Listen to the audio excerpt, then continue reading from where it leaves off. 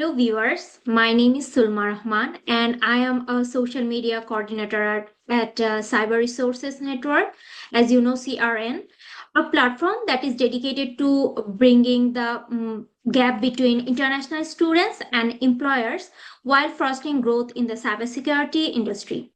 Today, I'm delighted to host Mr. Bishwo, a seasoned cybersecurity professional with an MPhil Information Technology, a graduate of Su College in cybersecurity, and currently he's pursuing a PhD in Information and Cybersecurity Technologies.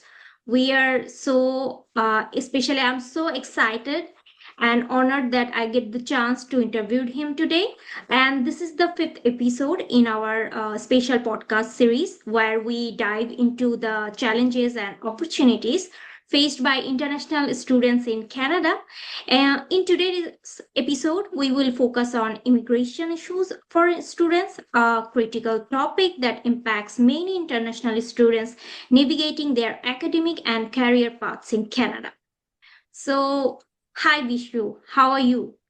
Hi, Sulma. I'm doing great. I'm so excited to give some insight about the immigration issue to the international student with you in this fifth series of the podcast. Yes. So I'm honored again. I'm mentioning that. Actually, I prepared some question that I'm going to ask as we have very limited time. So let me ask you my first question. So my first question would be, what's your take about the recent immigration changes made by the government regarding international students for years 2024, the ongoing year 25, and the upcoming year 2026? Okay, I think this is very good question. So, in the past 2 years, like after 2022, lots of the international students are coming to Canada, and the government is planning to address the growing number of students and labor market gap. So, the criteria is being somehow like strict and they are trying to tie up with the Canada demanding market. And for the student, my suggestion is like the year would be more tough day by day. So just be more strategic to choose the program which align with the real market gap and choose those program or job which have easy pathway or which have demanding pathway for the PR opportunity. So the year would be certainly somehow tough. Thank you for the insights, Vishnu. My second question to you is, do you think the year 2025 would be a tough year for international students in terms of work permit or study permit extension? Okay, so it's somehow the strategic question. So 2025 would be, I think, by looking the latest trend of the PGWP refusal and other stuff. Mhm. So who are not well prepared to the changing environment, obviously they would be in trouble. So government may tight some regulation to balance the influx of the student population here. So the students should focus on maintaining the academic excellence. They have to make some strong professional network and be proactive for securing the co-op and their field related job to secure their PR pathways. So they have to be obviously more strategic and be updated with the recent change of the government. Great, great. I think the students they are worried about their work permit or extension. It would be a very helpful information for them. Thank you. And let's get into my last question to you for today is for cybersecurity students or graduates even, the work permit duration is 3 years, right?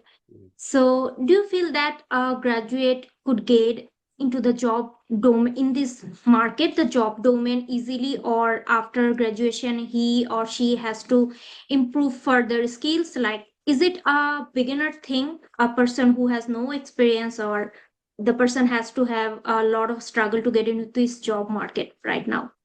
Okay, so I'm dividing this question in the two sections. So the first one is the person who is already prepared, who got some the foundational knowledge in their academic career.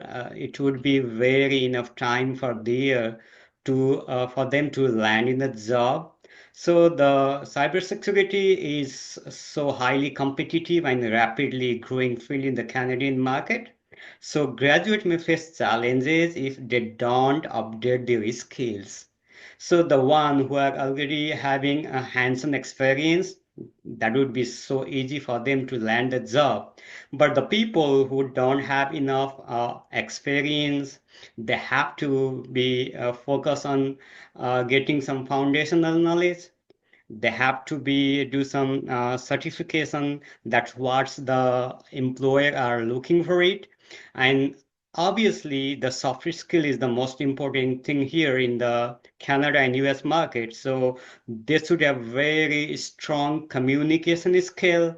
They should have some teamwork, and they should have some problem solving skill, because cybersecurity is the practical oriented field. So they have to prove them by doing the practical rather than just citing the theoretical things. Yeah, exactly, exactly. Awesome, Vishwu. It was great talking to you. Thank you so much, Vishwu, for sharing your thoughts and shedding light on the immigration challenges faced by international students. Your insights and experience, I would say, have been incredibly valuable, and I'm sure our viewers will benefit greatly from this discussion. We are excited to have you back for the next episode where we will cover another important topics related to cybersecurity and international students. Until then, take care and stay tuned for more updates from cybersecurity field and cyber resources network. Goodbye, everyone. Okay, thank you, Sulma. We'll see you in the brand new episode of the CRN Network podcast. Thank you. Thank you.